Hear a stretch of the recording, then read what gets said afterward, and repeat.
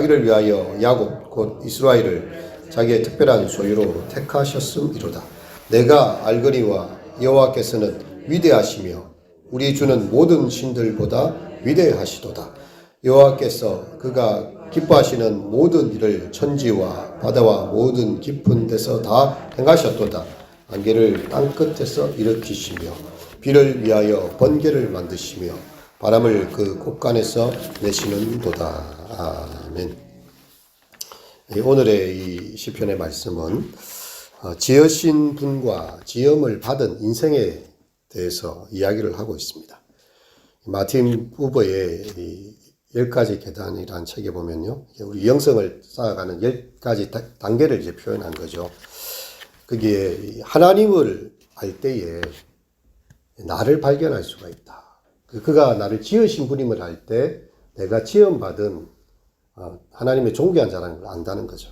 또한 하나님을 알 때에 낯선 사람들, 타인들도 내가 누군지를 제대로 발견할 수 있다.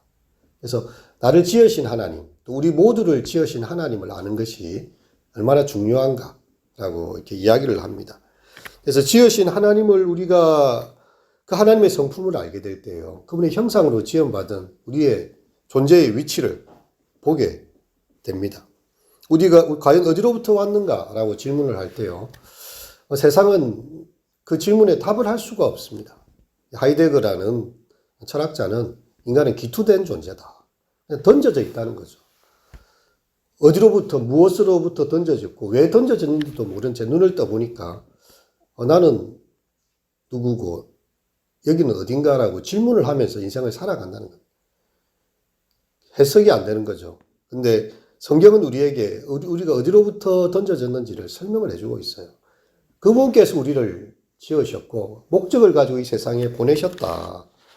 그래서 하나님께서 우리를 시작하셨기 때문에 우리 속에 착한 일을 시작하신 그분이 우리에게 그 일을 마치시기까지 일하시는 것을 우리는 성경을 통해서 분명히 알게 되는 것입니다.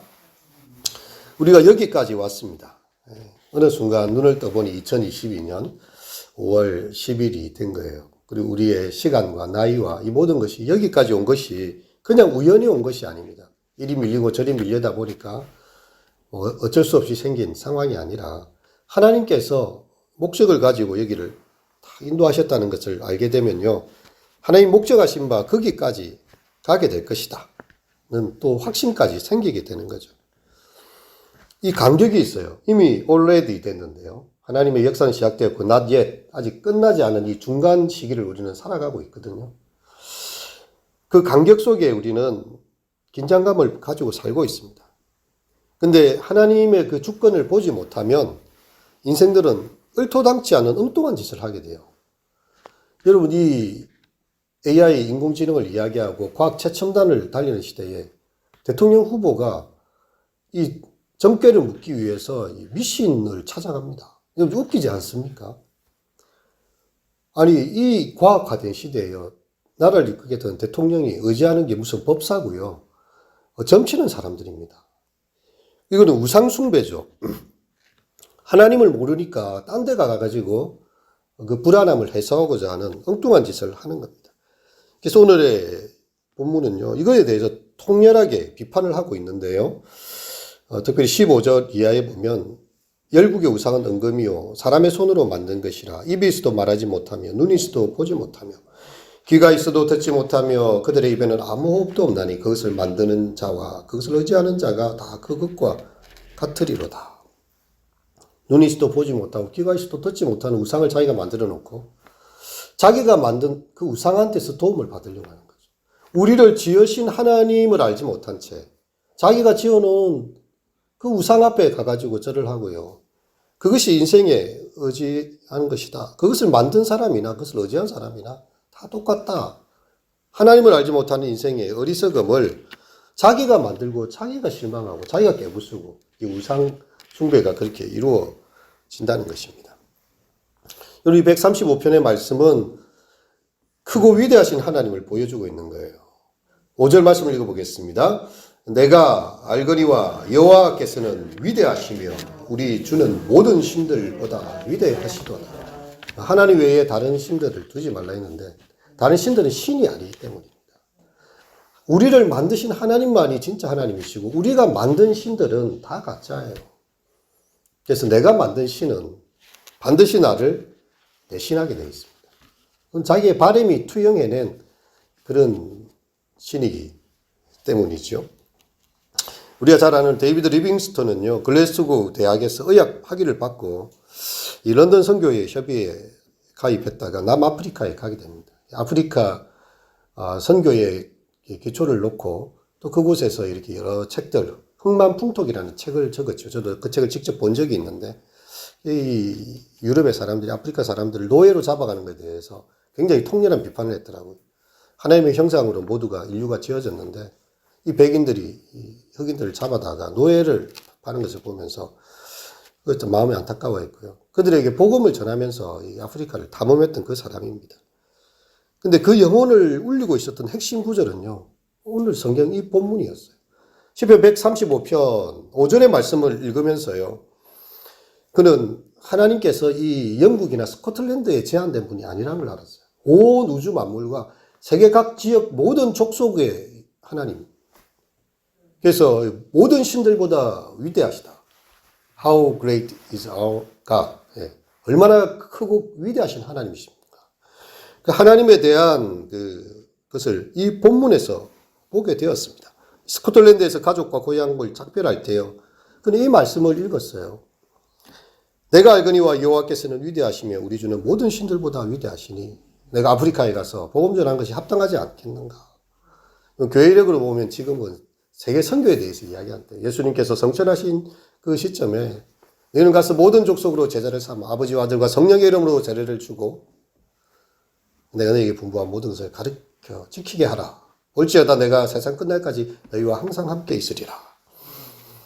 여러분이 리빙스턴은 이 135편이 귀에 쟁쟁 울렸습니다.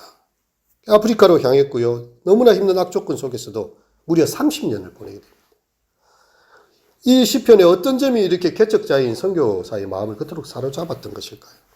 바로 크신 하나님, 내가 있는 조그만 동네에서 그냥 내가 사는 동네에서 살다가 죽는 게 아니라 하나님은 온 인류 가운데 복음을 알지 못하는 모든 백성들이 우상을 섬기는 저 사람들이 다 복음을 듣고 회심하고 크신 하나님께 예배해야 된다는 그 뜨거운 열정이 그 심령에서 터져 나왔던 것이죠.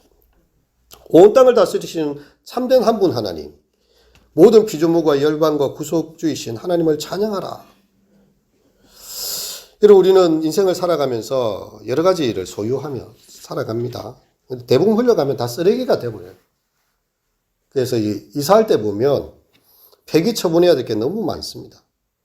이 너무 많아서 이걸 돈을 주고 버리는데 엄청난 비용을 들여야 됩니다. 그 하나하나 사 먹을 때는 다 버려 중요하다고 생각해서 필요하다고 다 갖다 놨겠죠. 알고 보면 다 쓰레기예요. 여러분, 그것에서 우리가 뭔가 느끼는 게 없습니까? 그러나 그 중에는 아주 특별한 소유가 있고요. 모든 것을 다 버리더라도 이것 하나만은 가지고 나가야 되겠다는 보물들도 있습니다. 그때에 이제 옥석이 가리지기 시작하는 거죠. 우리가 이사를 갈 때 알게 되는 거예요. 내가 지금까지 이 쓰레기를 이고 살았고 그 중에 취할 것은 몇 개밖에 없다는 사실, 그것입니다. 마틴 부버는 우리에게 신앙에 대해서 이야기할 때 오른쪽 주머니에는 하나님께서 나를 너무나 사랑하시고 내가 하나님 앞에서 귀히 여김을 받은 존재가 되었다. 나를 중심으로 하나님께서 일을 하신다는 그런 높은 자존감에 대한 의식을 하나 가지고 있어야 된다고 했고요. 왼쪽 주머니에는 나는 만물의 찢기와 같은 존재고 티끌과 같은 존재, 아주 이 인생에 대한 연약함을 느끼는 이 두 가지를 다 가지고 있어야 된다고 그렇게 이야기를 합니다. 여러분, 오늘 본문에 보겠지만 4절의 말씀 읽겠습니다. 여호와께서 자기를 위하여 야곱 곧 이스라엘을 자기의 특별한 소유로 택하셨습니다. 예, 하나님께서 우리를 아주 특별한 소유로 만드셨다는 거예요. 우리의 이름을 불러주시고 택하여 주시고 구스와 서바를 너를 대신하여 주었노라. 두려워 말라, 내가 너와 함께 함이니라. 놀라지 말라, 나는 내 하나님이 됨이니라. 하나님 앞에서 우리가 이스라엘이 자기의 특별한 소유가 되었다. 나 같은 사람을 하나님께서 예수 그리스도를 통해서 구원하신 정말 존귀한 인생, 세상에 하나밖에 없는 인생, 정말 하나님 눈에 소중히 여기시는 특별한 소유가 되었다. 그런 의식이 하나가 필요하고요. 또 다른 하나는요. 만유를 소유하신 하나님이, 모든 천지 만물의 모든 것인 하나님이 무슨 부족함이 있어서 우리 같은 인생을 그렇게 소유하기를 원하시는가. 우리는 어쩌면 이 우주 가운데 지구라는 것도요, 티끌 하나에 지나지 않습니다. 우주의 공간에 봤을 때요. 근데 티끌 속에 살아가는 그 70억 인구 중에 나라는 존재야 얼마나 미약한 우주 속에 존재하겠습니까? 이렇게 연약한 나. 정말 하나님이 없으면 아무것도 아닌 나. 예. 겨우 이렇게 100년도 살지 못하고 나무 한 그루 세월 만큼이나 살지도 못하고 거북이 하나만큼도 세월 살지 못하는 인생이 잠시 오글거리다가 사라지는 거죠. 무덤은 있지만 사람이 나중에 기억하지 못합니다. 뭐 몇 세대만 지나도 누구 무덤인지도 기억도 못해요. 그런 티끌 같은 인생을 우리 살고 있는데 하나님께서 우리를 존귀하게 여기서 하나님의 아들을 보내서 우리를 사랑하시고 정말 하나님의 기업을 주시고 자녀 되게 하시고 이 두 가지에 대한 인식이 같이 있어야 된다. 우리가 교만해질만 하면 내가 티끌 같은 존재구나. 우리의 마음이 비참해지고 떨어질 때는 내가 이렇게 존귀한 존재구나. 이렇게 하면서 말씀을 바라보면서 이게 자기 삶에 대한 균형을 맞추어 가야 된다고 이야기를 하는 거죠. 하나님은 자신을 닮아 인격적인 교감을 나눌 대상으로 우리 인간을 창조하셨어요. 하나님께서는 우리의 모양을 따라 우리의 형상대로 우리가 사람을 만들자. 하나님의 특별한 사랑의 대상이었습니다. 다른 만물들은 그냥 이렇게 말씀하면 다 만들어져요. 하나님께서는 사람을 친히 손으로 흙으로 사람을 빚으시죠. 그리고 그 코에 생기를 불어넣으십니다. 특별한 존재로 만들어졌다는 거죠. 하나님 형상으로 만들어지고 하나님을 예배할 존재로 만드셨다는 거죠. 그래서 자발적으로 마음을 다해서 하나님께 애정을 고백하면서 하나님과 예배하고 교제하는 존재로 인간을 만드셨는데 이 인간들이 하나님은 모르고 자기 손으로 만든 우상을 섬기고 그걸 하나님이라고 외치고 있었던 것입니다. 여러분, 이 시편 135편은 엄청난 이 하나님을 향한 감사가 있어요. 할렐루야, 여호와 이름을 찬송하라, 여호와의 종들아 찬송하라, 여호와의 집 우리 하나님의 성전 곧 우리 하나님의 성전들에 서 있는 너희여 여호와를 찬송하라. 하나님에 대한 찬송으로 가득합니다. 1절에서 4절의 내용은요, 우리가 찬송해야 될 이유가 무엇인지를 분명히 밝히고 있는 거죠. 하나님께서 우리를 특별한 소유로 삼으셨기 때문에. 그리고 이제 5절에서 18절까지의 말씀은요, 찬양해야 될 내용이 나와요. 그들의 땅을 기업으로 주시되 자기 백성 이스라엘에게 기업으로 주셨도다. 번개를 만드시며 바람을 곳간에서 내시는 하나님께서 애굽을 치시고요. 애굽의 모든 징조를 보이시고 크고 강한 왕들을 죽이시고 이스라엘에게 가나안 땅을 주셨다는 거예요. 그래서 하나님의 백성들은 하나님을 찬송해야 한다는 그 찬송의 내용이 나오고 있습니다. 그리고 19절에서 21절의 내용을 쭉 보면 다 읽지는 못했지만 크레센도로 이렇게 더 소리를 높여가지고요. 이스라엘 족속아 여호와를 송축하라. 아론의 족속아 여호와를 송축하라. 레위 족속아 여호와를 송축하라. 다 하나님을 경외하고 송축하라고. 마지막에는 예루살렘에 가시는 여호와는 시온에서 찬송을 받을지어다. 할렐루야. 이렇게 끝이 나고 있습니다. 찬송의 이유, 찬송의 내용, 찬송의 크레센도 올려가면서 찬송을 부르는 것이죠. 불가지론자 안토니 콜린이라는 사람이 자유신앙주의 담론이라는 책을 적었어요. 이 사람은요, 아주 인본주의 철학으로 철저히 무장한 사람이었습니다.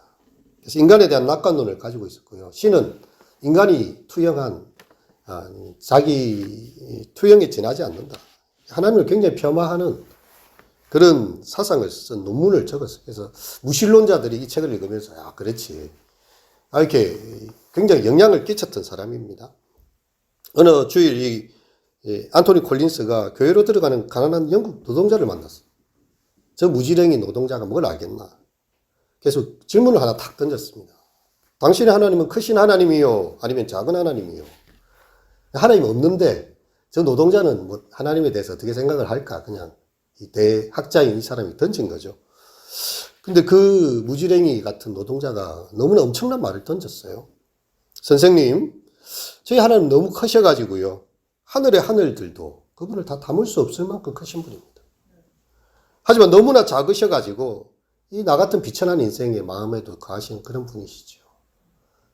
짧은 한마디였어요. 이 콜린스가 이 이야기를 듣고요. 자신이 기독교를 비판하기 위해서 많은 기독교를 옹호하는 책들을 읽었거든요. 하나님이 어떤 분이시고, 막 신학 책들도 읽고 하는데, 그 어떤 책들보다도 이 노동자의 한 고백이 그의 마음에 큰 인상을 주었다고 했어요. 하나님은 너무 크신 분이어서 저 하늘과 하늘들도 다 담을 수 없는 위대하신 하나님. How great is our God. 크신 하나님, 우주의 하나님. 하지만 너무나 자신을 작게 하셔서 내 비천한 영혼에 거하신 하나님. 그 고백을 잊을 수 없었다고 그의 글에 담기고 있습니다. 우리는 어떤 하나님을 섬기고 있습니까? 이 새벽 우리가 기도하는 하나님은 어떤 분입니까?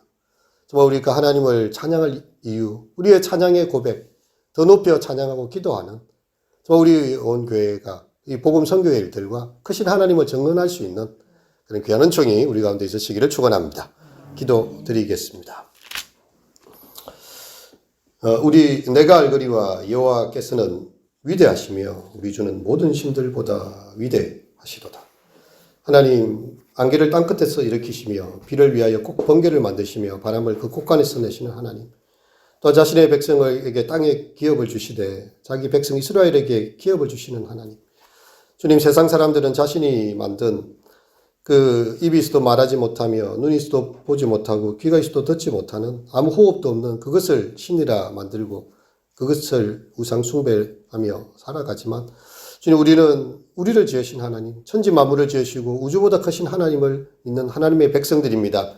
자, 우리 같이 연약한 인생 하나님 굽어 살피시고 택하여 불러주시고 우리의 수코에 호흡을 주셨사오니 우리가 정말 주신 이 생명을 가지고 크신 하나님을 증언하며 정말 세계 선교와 복음의 일들을 위하여 또 우리 곁에 있는 하나님 알지 못한 자들을 위하여서 복음을 증거할 수 있는 하나님의 자녀들 되게 하소서.